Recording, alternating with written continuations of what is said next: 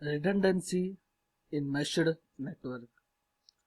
So in transmission and sub-transmission network, so planning and operation that will be based on the so-called N-1 principle. So under this principle, the loss of any single component should not lead to an interruption for any of the customers.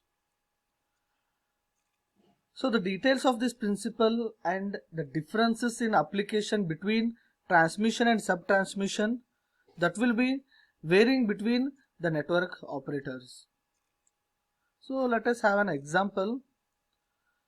A 50 megawatt load that is supplied through a double circuit line with a capacity equal to 60 megawatt per circuit. So when minimum load is 20 megawatt, up to 140 megawatt of generation can be connected without overloading the line. However, when N-1 principle is applied, at that time the hosting capacity is only 80 megawatt. Okay. So this N-1 principle, it requires that the loss of any component does not result in interruption for any of the customers. So this principle, it is used as an operational principle by almost all transmission system operators, and at sub-transmission level the principle is less strictly applied during operation, although the details differ between the operators.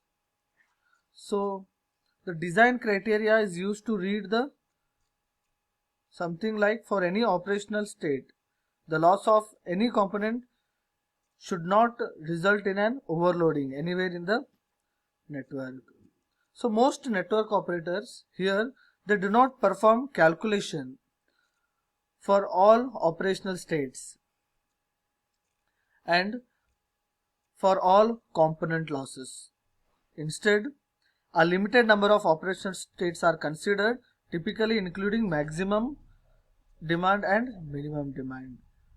Prior knowledge about this critical operational states is needed for this.